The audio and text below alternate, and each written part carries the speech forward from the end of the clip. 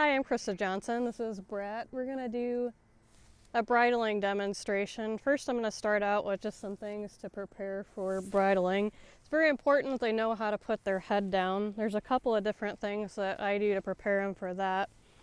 And I'll actually teach them to put their head down for the reins first. She's already putting her head down, but I'll start by I'll have all this long rope here, kind of squared up to her here in a parking position. And I'll go to throw that rope and aim towards my saddle horn. If her eye is level or below her wither, it shouldn't hit her in the face. If she throws her head up in the air, she's actually going to throw her own head into the rope. Now she knows this already, but if you haven't done this with your horse, it'll be probably a whole training session or a few of them.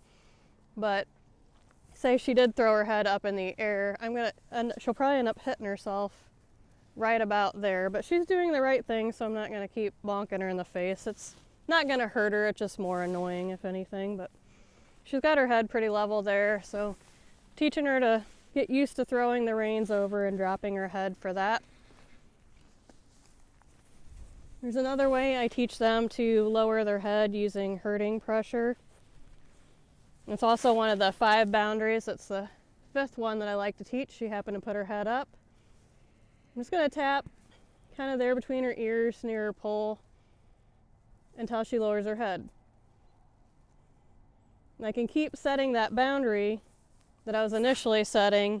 If her head's not there, it's not going to hit her. That's the difference between I'm not hitting her, I'm setting the boundary. She has that open door to escape it, and that door's closed. That's just simply saying don't be there. I can ask her to lower her head the same way a little bit more. I'm just going to tap and just wait. You can even put a little feel on the rope, see if she'll follow that. Make sure I'm giving her a place to go.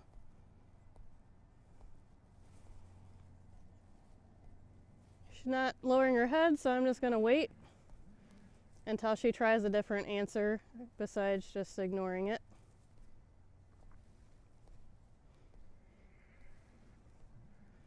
If she took a step forward or lowered her head, I'd be okay with either of those. Notice how when she lowered her head and took that little weight shift forward, it took that pressure off the rope, and I'm no longer tapping her with the stick because she lowered her head. I'm going to rub her, make sure she's not afraid of that. If that's something that you haven't taught your horse, that can be a whole nother training session or a few in itself. There's just some preparation. The same thing for haltering. I'm going to want her weight to be more on her front right leg. I'm going to ask for that same pocket that I do for haltering. Another thing to test out in preparation is that your horse can not only be okay with you touching up here, rubbing them around the poll. Make sure you can rub them all over the face, the whiskers. Make sure they're not worried about any of that. You can relax into it. You can ask her to lower head by putting a little bit of steady pressure on that same spot on her poll. See if she'll lower her head. She lowered her head slightly there. I'll just rub her. And I can also stick my finger or my thumb kind of behind her ear to encourage her to tilt her nose here. She put her head down more. I'm just going to rub her. That's a good response. I kind of wanted her to tip her nose more, but that is absolutely okay. Another tip, if you have the halter on to get them to lower her head, I'll ask her to put her head back up so I can ask her to put it back down. Is if you put your hand around the halter knot here, you can kind of turn your knuckles into their face, and as soon as they lower their head, then you release and rub. So those are just some ways that you can teach them to put their head down in preparation for bridling. If your horse is not very good for bridling or is just learning to be bridled, I'll usually leave the halter on first. Brat here is getting a little bit better about it to where I can take the halter off. And typically the ones where I can take the halter off, I'll usually tie it around their neck just as a safety net in case I need it. And then I'll just essentially ground tie her with that.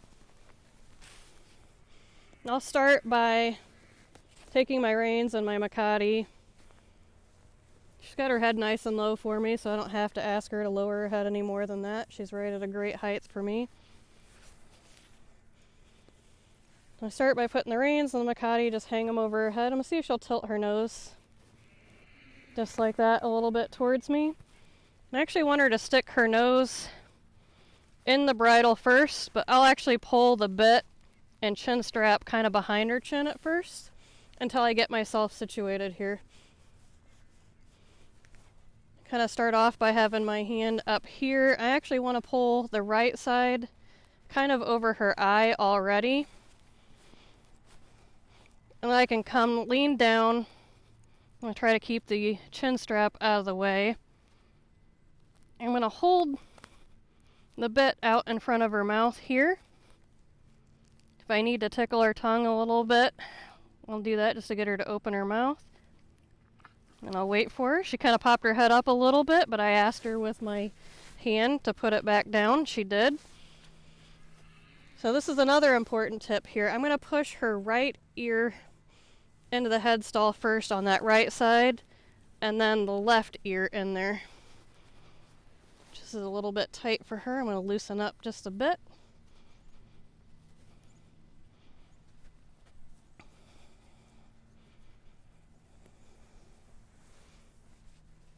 She's being really good about keeping her head down most of the time, being patient with me during this.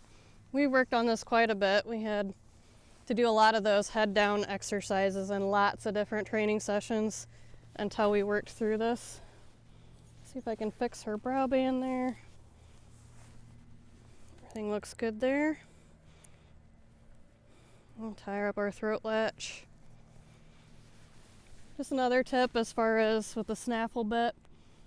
I like to have it a little looser without wrinkles in their mouth already, so they can actually pick the bit up and learn to carry it themselves.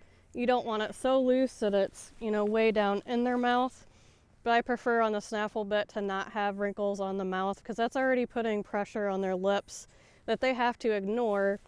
But then when you pick up your rein, they're supposed to pay attention to that. I just prefer that they don't have that pressure already on the corner of their mouth, and they can learn to carry that snaffle bit all on their own. And then I would just take my halter back off and get ready for our ride. Thanks for joining us.